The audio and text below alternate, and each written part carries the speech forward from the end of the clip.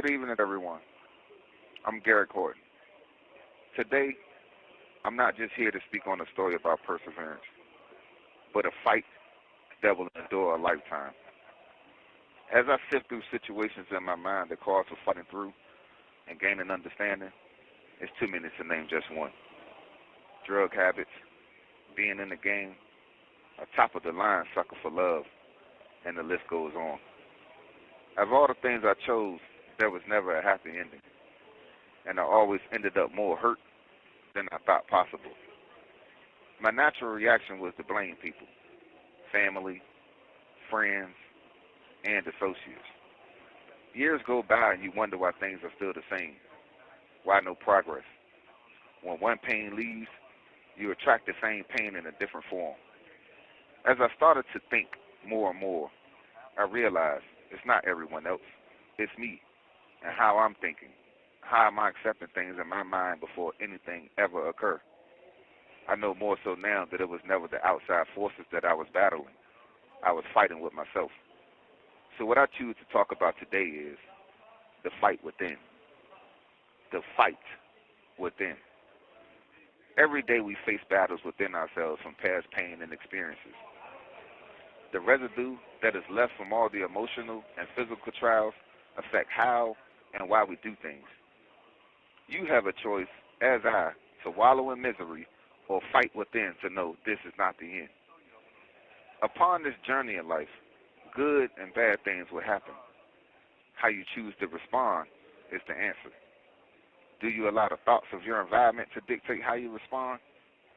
I've allowed so many people in my life to dictate how I was thinking and why I've done so many things I've done. Making unwise decisions has placed me in prison. And the results of those decisions, one was joining the game.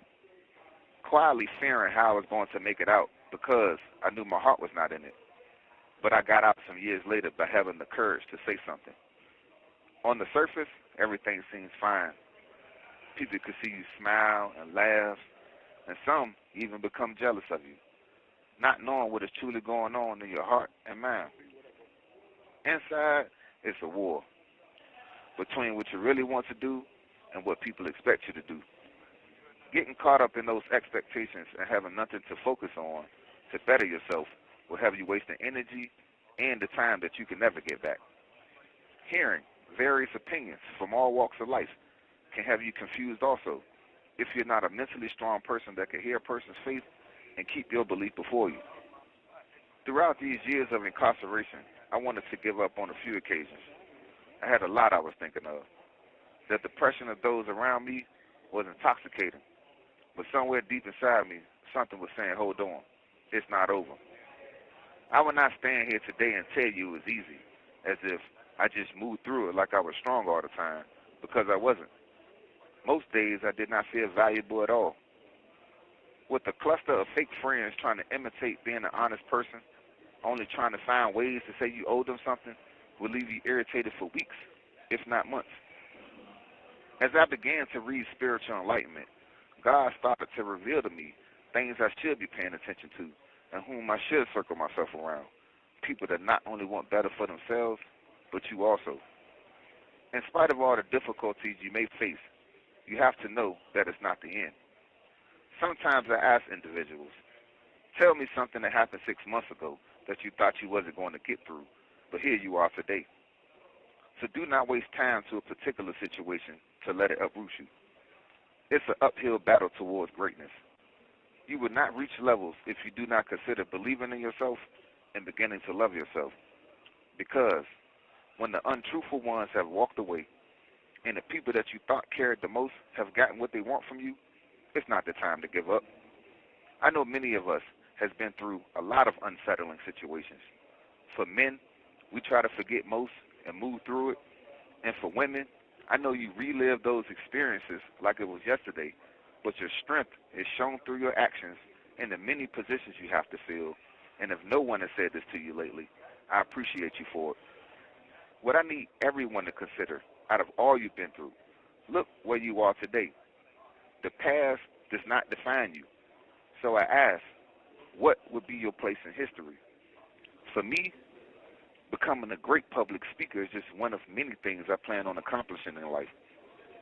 Hearing the words from a book out of the tomb of a pharaoh over 3,000 years ago sticks in my mind. Make thyself a craftsman in speech, for so thereby thou might gain the upper hand. The tongue of man is his weapon, and speech is mightier than fighting. Replaying those words in my head helps me to identify my mission when I fell off track. This day, I stand before you a man that has been through ups and downs, feeling down and out in more than one occasion. Each day, you have to wake up with your purpose before you, challenging yourself to go further, learning more about the things you say you want, wherever your heart is leading you, helping the youth as well as older people who need it, because I know now that it's a fight within. Distractions are going to come, as well as more adversities you will have to plow through and keep going. Focus on becoming a self-reliant, successful person. Success doesn't always mean money. Waking up with a positive attitude, giving yourself positive affirmations will draw more people to you and give them something money can't buy: genuineness and happiness. I know a lot of our best years has been filled with pain, regrets, and things that should have been done differently. But always remember, always, you are the master of your fate, the captain of your soul, because you have the power to control your thoughts with the fight within. I thank all in attendance. I thank everybody for hearing me out. You appreciate it for your time. What's a strength you didn't know you had before coming to prison? Mainly patience and not giving up. Do you feel like the patience came because you had to be patient all of a sudden, and kind of when you were out on the street? I feel like more that it was me being in prison that helped me learn patience, because I wasn't patient on the street. You know what I mean? It helped me to be a better man. It helped me to sit back and identify things without reacting so fast. And that's how I came up with the speech. What kind of impact do you want your story to have for people that have listened and watched? A lasting impact for generations to come. I wanted to impact people in ways to let them know that life is not over, that whatever they've been through in life, it's up to you to make it better for your next step, you know what I mean? And not for you to depend on a person's expectations of what they want for you, but what you want for you. And if you could send one message to your younger self, what would it be? Just know that all the pain that you've been through, this is not for nothing, because it's going to make you a great man and endure it the way you endured. Perfect.